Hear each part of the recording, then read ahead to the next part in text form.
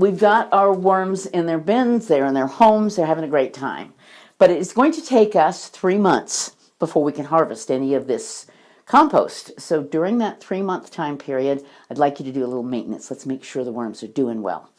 I take off the lid and I just take a big whiff, and it should smell like springtime. Now, if you get a stinky, icky smell, that means there's too much food. I'd like you to move the paper, remove the excess food, and that'll help. When you go in here, we're looking for moisture. If there's condensation around the edges, it's too wet. You can maybe lift your bin. If there's moisture coming through the drain holes, it's too wet. The other thing you'll find out is these worms actually eat the bedding. So from time to time, you're going to have to add more bedding, and you can just add that on the top. Use your squirt bottle, saturate the bedding, but not so much that it's wet, wet, wet and dripping. And that way you can just kind of maintain. One of the things that the worms like to eat is watermelon, some of those really wet fruits. That can cause a bit of a problem because there's a lot of moisture. So kind of be careful when you're using that.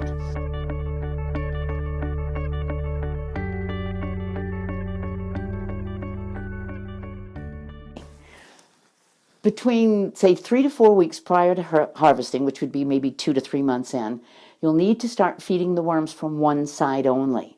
What this does is it gets those little guys going to one side of the bin to find food, and it'll leave the off side of the bin available for composting, not quite so many worms involved. When it's time to harvest, we'll move the paper from the other side, and then we just dig right in and get some compost.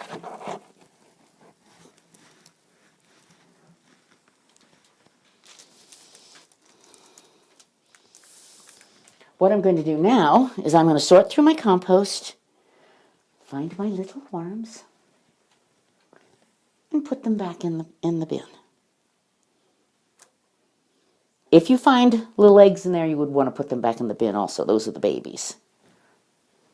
The other thing that will happen during this 3-month time period, if you started with 1,000 worms, you probably have anywhere between 3,000 and 6,000.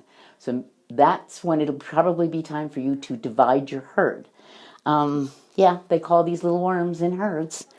So maybe you've got a friend who would love to do this with you. Just count out, I don't know if you want to count out 1,000 worms, put them in a separate container, and you can start somebody else on this. Be sure that the container you transport these worms in is also opaque. An old food container similar to this one would be just perfect.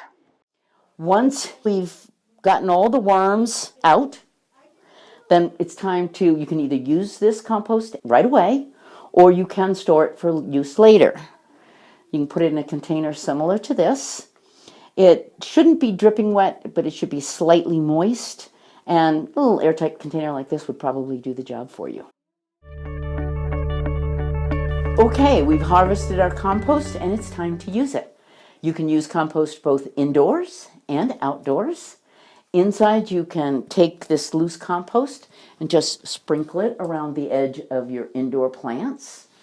You can use it to start seedlings. You have the starter, your seed starter mix, and if you do half compost, half seed starter, your seedlings will germinate nicely. They'll be bigger, they'll be healthier. You can take it outside, sprinkle it around your bushes, your shrubs, your annuals, but you can also make compost tea. With compost tea, you'd use a 5-gallon bucket. Fill it full, take a couple of handfuls of the compost, steep it overnight. Then you put it in your sprinkling can, and you can either pour it on the ground or you can do foliar feed by pouring it on top. The important part about the tea is that it starts to deteriorate quickly. The nutrients go away, so you need to use it right away, within 24 hours.